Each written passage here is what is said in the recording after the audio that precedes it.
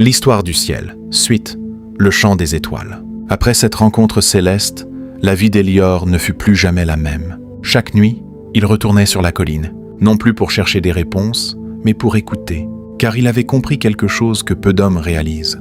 Le ciel parle, mais seulement à ceux qui apprennent à se taire intérieurement. Un soir, alors que le vent était calme et que le monde semblait suspendu, Elior ferma les yeux, il posa sa main sur son cœur et respira profondément. C'est alors qu'il entendit un murmure. Ce n'était pas une voix comme celle du messager, mais un chant doux, harmonieux, presque imperceptible, comme si les étoiles elles-mêmes vibraient à l'unisson. Chaque note semblait raconter une histoire. Il y avait des notes de joie, nées des actes d'amour accomplis sur terre. Il y avait des notes de tristesse, portées par les pleurs des innocents. Et il y avait des notes d'espoir, fragiles mais puissantes, qui ne s'éteignaient jamais. Elior ouvrit les yeux, bouleversé. Le ciel chante, et dans son cœur une réponse s'imposa.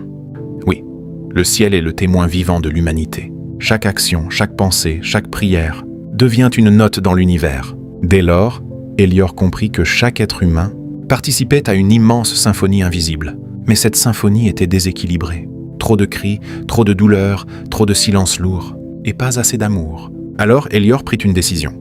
Il allait enseigner aux autres ce qu'il avait appris, que la paix n'était pas seulement un état, mais une musique à créer ensemble. Il parcourut les villages voisins, racontant son expérience. Certains le prenaient pour un rêveur. D'autres, pourtant, sentaient une vérité dans ses paroles. Un jour, une femme s'approcha de lui. « Elior, si ce que tu dis est vrai, alors comment puis-je, moi, changer quelque chose dans ce vaste monde ?» Il sourit et répondit « Commence par une seule note, un acte de bonté, une parole de paix, une pensée d'amour, et tu verras, le ciel s'en souviendra. » Peu à peu, une transformation silencieuse commença. Les gens se mirent à prier ensemble, à s'écouter davantage, à se pardonner. Et chaque nuit, le ciel devenait plus lumineux.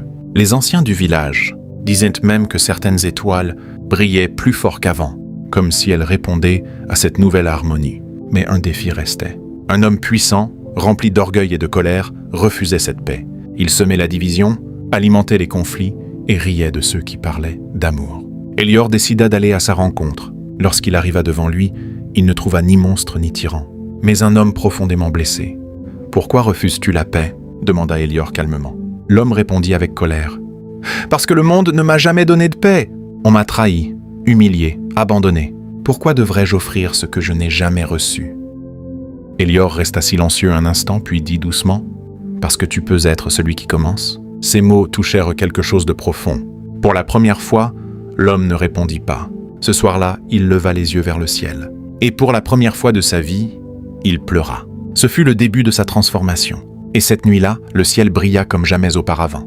Ô Seigneur de miséricorde, toi dont l'amour dépasse toute compréhension, nous continuons de t'élever nos voix, dans un monde qui a tant besoin de toi. Seigneur, pénètre les endroits sombres de nos cœurs, là où se cachent la rancune, la peur et la colère. Viens y déposer ta lumière, une lumière douce mais puissante, capable de transformer même les blessures les plus profondes. Apprends-nous à voir l'autre comme tu le vois, non pas à travers ses erreurs, mais à travers son potentiel de bonté. Seigneur, brise les murs invisibles, qui nous séparent les uns des autres, les préjugés, les jugements, les différences mal comprises. Fais de la diversité une richesse, et non une source de division. Ô Dieu, que ta paix coule comme une rivière, traversant les frontières, apaisant les conflits et rafraîchissant les âmes fatiguées. Souviens-toi des enfants qui grandissent dans la peur, des familles déchirées par la guerre, des peuples qui vivent dans l'incertitude. Sois leur refuge, leur force, leur espérance. Seigneur, nous te prions aussi pour nous-mêmes, car la paix du monde commence en chacun de nous. Lorsque nous sommes tentés de juger, rappelle-nous d'aimer. Lorsque nous sommes tentés de répondre avec colère, apprends-nous à choisir le silence et la sagesse. Lorsque nous nous sentons faibles, remplis-nous de ta force. Fais de nos vies un témoignage vivant de ta paix. Que nos regards apportent du réconfort, que nos paroles apportent de la guérison, que nos actions apportent de l'espoir. Ô Seigneur, unifie ce monde fragmenté. Que les différences ne soient plus des barrières, mais des ponts. Que les nations ne cherchent plus à dominer, mais à coopérer. Que les cœurs ne se ferment plus, mais s'ouvrent à l'amour véritable. Et lorsque nous levons les yeux vers le ciel, rappelle-nous que nous faisons partie de quelque chose de plus grand, une humanité appelée à vivre en paix. Seigneur, écris ta paix dans nos vies, comme une promesse éternelle, et que cette paix ne soit pas seulement un rêve, mais une réalité vécue jour après jour. Nous croyons en toi, nous espérons en toi, et nous marchons avec toi. » Ainsi se termine l'histoire d'Hélior. Mais en réalité, ce n'est pas une fin, car le ciel qu'il contemplait existe toujours au-dessus de chacun de nous. Il observe, il écoute, il reflète silencieusement ce que nous devenons. Hélior n'était pas un héros au sens du monde. Il n'avait ni richesse, ni pouvoir, ni armée, mais il avait découvert une vérité que beaucoup cherchent sans jamais la trouver. La paix commence dans un seul cœur, puis elle se propage à l'infini. Le ciel n'a jamais cessé de chanter. Chaque acte d'amour, chaque pardon, chaque geste de bonté ajoute une note à cette grande symphonie invisible. Et aujourd'hui encore, cette musique continue. Peut-être que le monde semble parfois bruyant, divisé, incertain. Peut-être que les conflits, les douleurs et les injustices semblent plus forts que la paix. Mais le ciel nous rappelle une chose essentielle. La lumière, même petite, ne disparaît jamais vraiment. Elle attend simplement d'être ravivée. Alors, en lisant ces mots, une question demeure.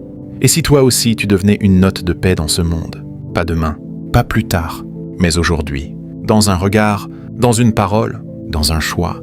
Car chaque instant est une occasion de changer la mélodie du monde. Et lorsque, un soir, tu lèveras les yeux vers le ciel, peut-être verras-tu les étoiles briller un peu plus fort. Non pas par hasard, mais parce que quelque part, peut-être en toi, la paix aura choisi d'exister.